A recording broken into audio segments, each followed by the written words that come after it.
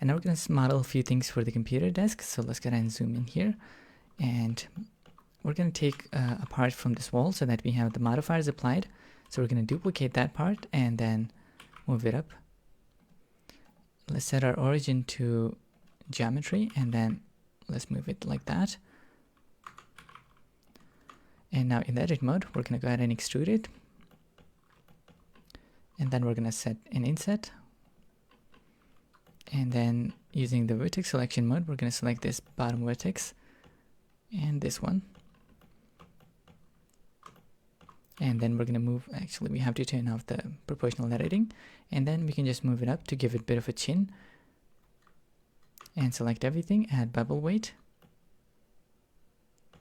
And then select this face and add an extrusion. Select everything, add bevel weight.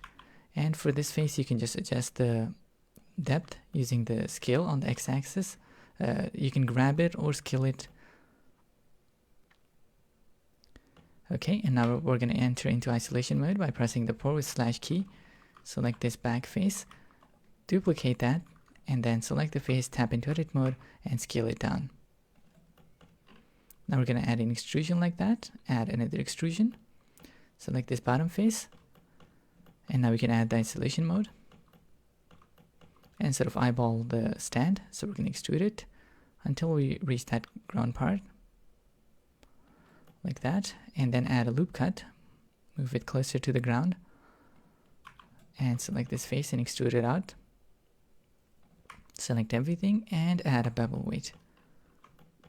Select the monitor and move it down slightly, and then select the stand, click on the monitor and press Ctrl P and parent the object, and then we can scale both of these down slightly and sort of move it down. And adjust the placement a little bit. So we're going to go ahead and grab it and adjust the placement like that. Let's go ahead and create a keyboard in this area. So to do that, we can take a piece from the stand and then separate that.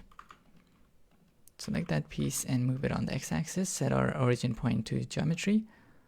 And we might need to clear the parent, so Alt P to open the clear parent menu, and then clear the parent and keep transform. Tap into edit mode, select everything and scale it up. And we're going to zoom out so that we can sort of eyeball the size and then scale it on the x-axis. And now we can add an extrusion like that. Add an inset. And then add an extrusion towards the bottom like that. Select everything, add the bevel weight. And let's go to the front view by pressing 1 on the numpad, enable the X-ray mode, switch to the vertex selection mode, select these two top vertices and move them up like that to give it a bit of an angle. Okay, let's take a look. I think the size is a little too big for my liking, so we're going to just make it a bit smaller. Now we're going to select this bottom face, duplicate that, separate by selection, and select that new face. Tap into edit mode, add a loop cut and type 10 loop cuts on the keyboard. And we're going to go ahead and add these. And then let's add about 4 loop cuts on this side. And we're going to go ahead and add a bevel, just a tiny bit. So let's go ahead and add a tiny bit bevel with no loop cuts between them. Like that. And we're going to go ahead and delete these faces. Let's go to the top view and select these edges.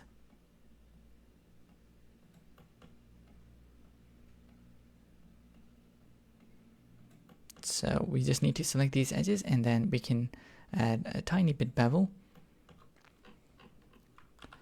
Let's add a tiny bevel just like the other one and then get rid of these faces. Select everything and extrude it up like that. Select everything, add bevel weight to it. And now click anywhere in this empty area to deselect everything, and then to create keys. For example, we need to create one big spacebar in this area. What we can do is hover a cursor over the button and press L button, and that's gonna select linked, which means that you can select the parts that are inside an object but are not connected with each other. So this is gonna make it really easy to go over these buttons and select them, and then we can just delete these vertices, and then we can select this face, and then we can just sort of move it and adjust it to create a bigger button. If it's a little too laggy, what you can do is, for now you can sort of disable the subdivision surface, and then it should be more smoother to work with, and then we can enable it afterwards. And for this button, I'm just gonna go ahead and select it and get rid of it. Select this face and grab it to adjust it a little bit. Select this side face and make this button a bit tinier, and then move this one out like that.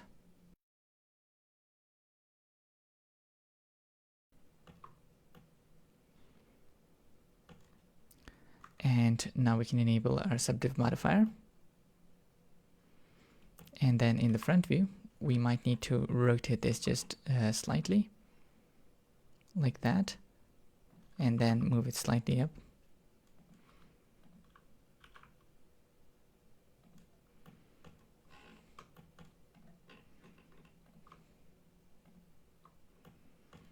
Okay, and let's just adjust our position a little bit to place it something like there.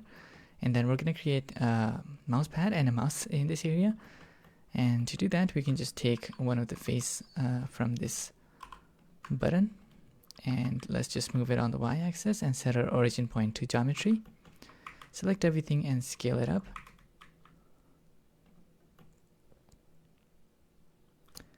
And then we're going to add an extrusion like that. Add the bevel weight.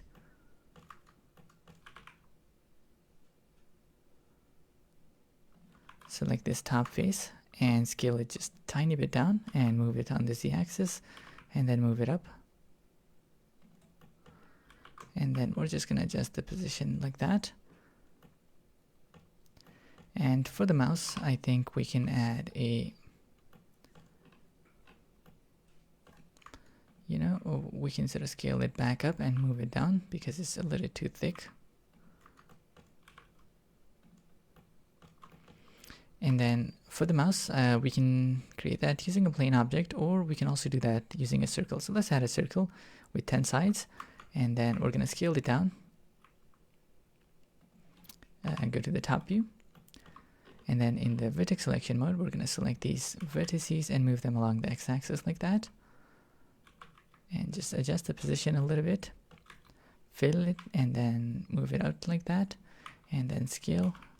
Just adjust the position a little bit, and then add a subdiv modifier, shade the object smooth.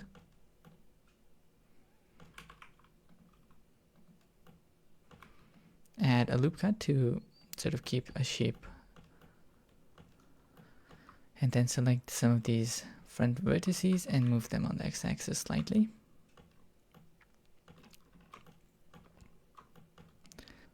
Now that we have the mouse and keyboard created, let's just zoom in here, shift right click to move our 3D cursor and add a circle. And then using the edit mode, we're gonna scale it down, fill it up, and extrude it up like that. And then we're gonna inset that. Now, if you're moving this by extruding it down and you can't see the inside, with Blender 4.0, we have a new feature where you can hold down Alt key and then middle mouse button, and that's gonna let you move your camera even when you're doing something like extrusion. And now you just adjust it and then click to finish it. And now we're going to go ahead and add about 5 loop cuts, and then we're going to select these 2 faces, Alt E to open the edge menu and bridge edge loops, and let's increase the number of cuts. Let's go with about 8 loop cuts, and then we're going to add a subdiv modifier and shade this smooth. And now we just need to add some supporting loop cuts. So let's add about 2 loop cuts in this area, and then add a single loop cut in this area, one up here for the handle, and then maybe add a single loop cut here, and then we can just bevel that. And maybe we can also add sort of one down there, and one up here.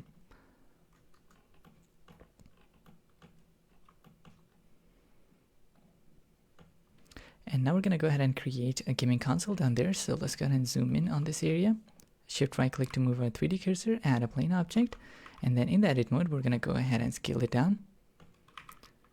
Scale it even further down like that.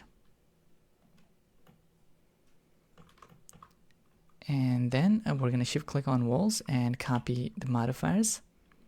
Now with that new object selected, we're going to go ahead and extrude it up. Select everything, add bevel weight to it. And let's just scale it down on the x-axis slightly. Also, let's just shade it smooth. And then we can go ahead and select these two edges. And then we're going to go ahead and bevel these with 2 loop cuts.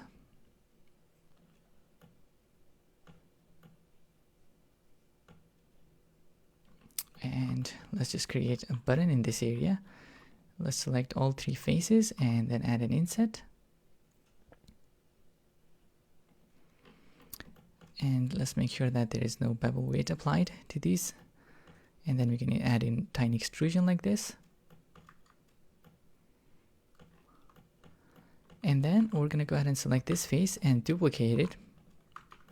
Separate by selection, tap into edit mode, select it, and then extrude it out, and then add the bevel weight to it. I think this is a little too thick, so let's just go to extreme mode, select some of these vertices, and move them slightly on the y-axis like that. And then we're going to do same thing for this object. And let's set our origin point to geometry. Select this controller, this part of the controller, and add a mirror modifier. Turn off the x-axis and use this as the mirror object and set it to y-axis. Let's go ahead and create some buttons in this area, and shift right click on top of this, add a circle with 10 sides, and then we can just scale it down. Fill it up, extrude just a tiny bit like that. And then we can bevel it with maybe 2 loop cuts, and then add a subdiv modifier and shade it smooth, and add a supporting loop towards the bottom side like that. Let's move it slightly inwards. Let's go to the top view, and we're going to duplicate this button. Select both of these buttons and duplicate them again. And let's shift right click here, add a circle, and then in edit mode we're going to scale it down.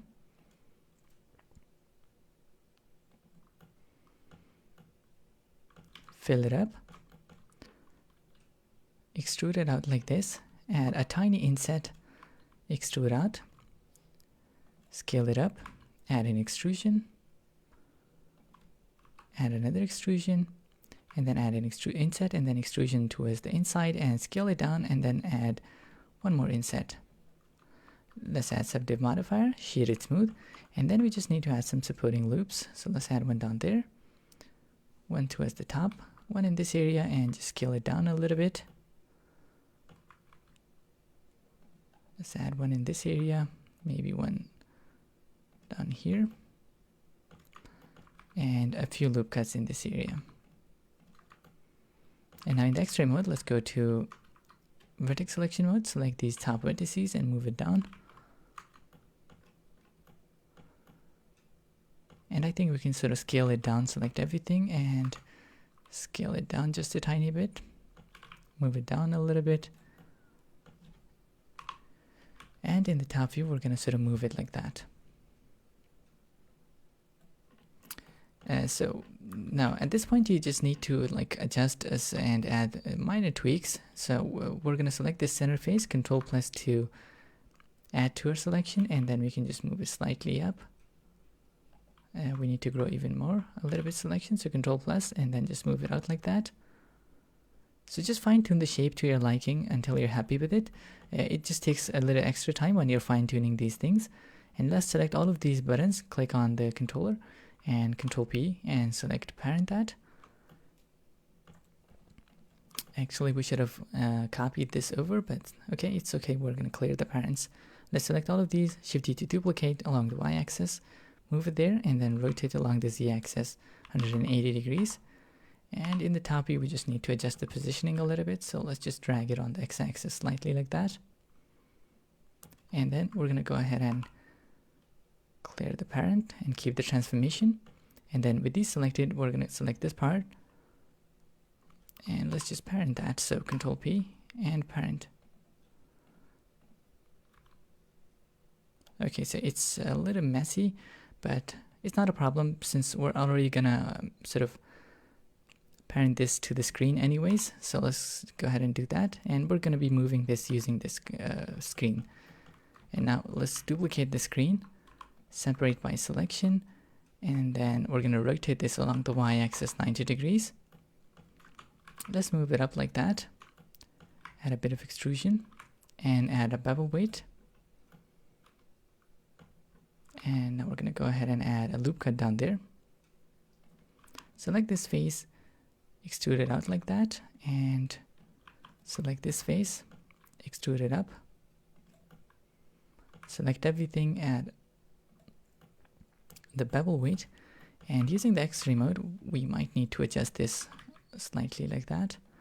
And let's just select some of these vertices and move them slightly down. Okay, and then we can select the console itself, rotate along the y-axis 90 degrees, move it along the z-axis, grab along the x-axis to just position that inside the stand.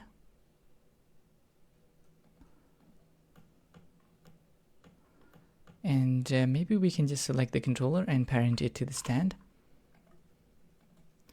And now we just select it and grab it. And let's just place it there. And let's just scale everything up slightly, so that it looks a little more cute. Also, I think I'm going to scale up the mouse just a tiny bit.